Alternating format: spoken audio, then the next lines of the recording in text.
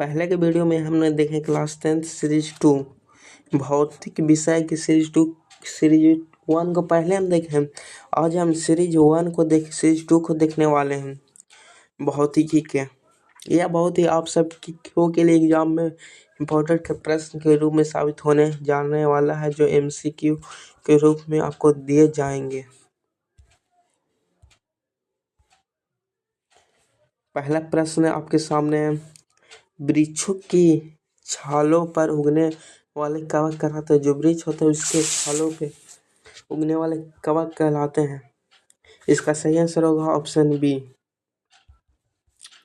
प्रश्न 2, गोबर पर उगने वाले कवक कहलाते हैं। जो गोबर होता है उस पर उगने वाले कवक कहलाते हैं। इसका सही आंसर होगा ऑप्शन डी। प्रश्न 3, निम्न में से किसमें क्लोरोफिल नहीं पाया जाता है। ए में या बी में या सी में या डी में। इसका सही आंसर होगा ऑप्शन ए, कवक में।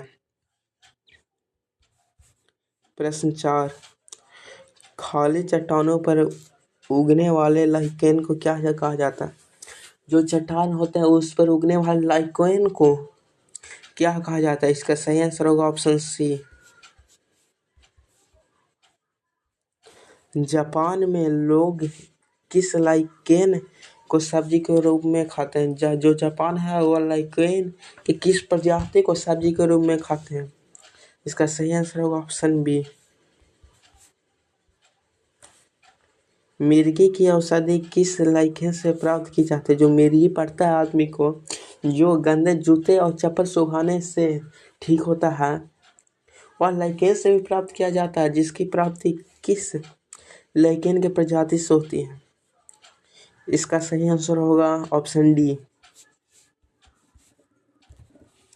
बीज की प्रकृति किसमें उत्पन्न होती है। जो बीजों की प्रकृति होती है उससे किसमें उत्पन्न होती है। इसका सही आंसर होगा ऑप्शन सी।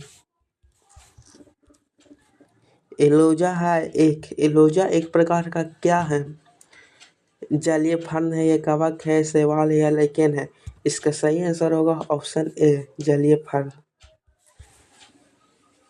प्रश्न 9, निम्नलिखित में किसे जैव उर्वरक के रूप में प्रयोग किया जाता है। यूरिया, एजोला, खोई, क्लॉस्ट्रिडियम। इसका सही आंसर होगा ऑप्शन, निम्नलिखित में से जैव उर्वरक के रूप में जैव उर्वरक बोल रहा है। इसका सही आंसर है ऑप्शन बी, एलोजा। सबसे अधिक क्रोमोसोम किसमें पाया जाता है। जो सबसे अधिक होता है क्रोमोसोम किसमें पाया जाता है। मनुष्य में, हाथी में, भेड़ में, बकरी में किसमें पाया जाता है। इसका सही आंसर होगा ऑप्शन ए।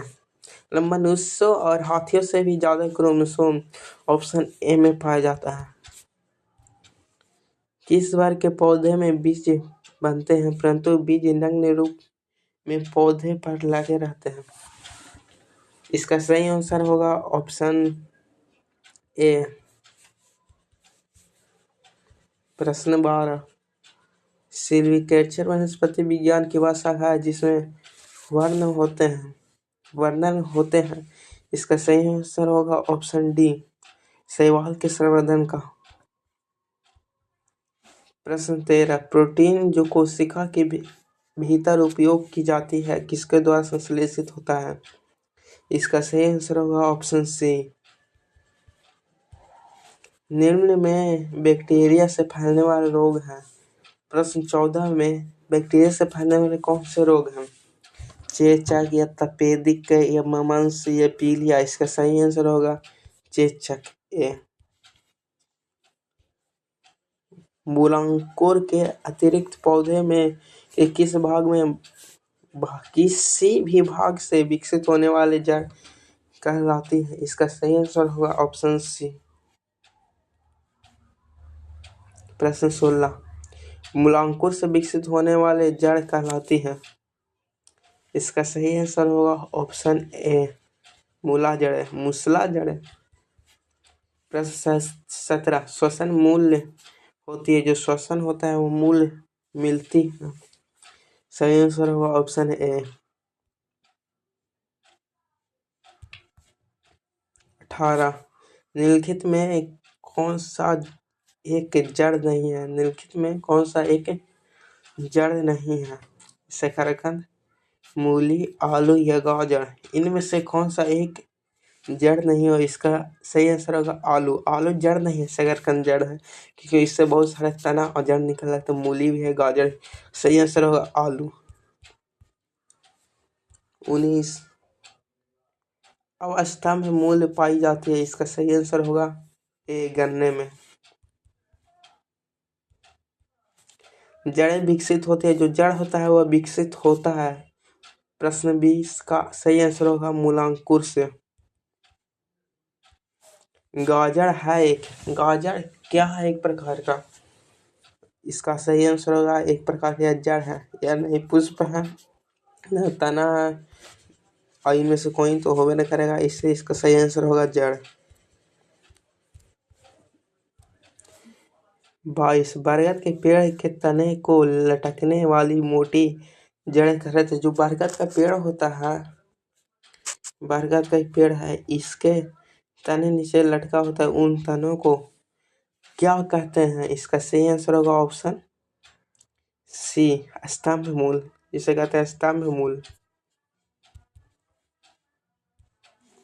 23 पेड़ में निम्नलिखित में से कौन सा हमेशा रहता है? भाग मतलब कौन सा भाग हमेशा रहता है? पेड़ में निम्नलिखित कौन सा भाग हमेशा रहता है? इसका सही आंसर ऑप्शन बी, जड़ तो हमेशा रहना ही रहना है, क्योंकि तो मिट्टी में उगाया जाएगा ना, इसलिए जड़ हमेशा रहना ही रहना है। प्रश्न 24 आलू का खाने योग्य भाग है, जो आलू होता है उसे खाने योग्य कौन सा भाग है आलू का? जड़ है, फल है, तना है, कलिका? इसका सही आंसर होगा तना। नागफनी में प्रकाश संश्लेषी कार्य होता है, जो नागफनी होता है उसमें प्रकाश संश्लेषी काम करता है। इसका सही आंसर होगा ऑप्शन ए, पर्णकाय स्तंभ द्वारा। निम्नलिखित में से कौन एक तना है? मतलब इनमें से कौन एक तना है? गाजर है, या मूली है, या आलू है, या ये सभी है? ये सभी तो होगा ना, क्योंकि गाजर तो एक जड़ है, मूली भी एक जड़ है, 26 जो होगा आलू या एक तना है। इसका सही आंसर होगा आलू।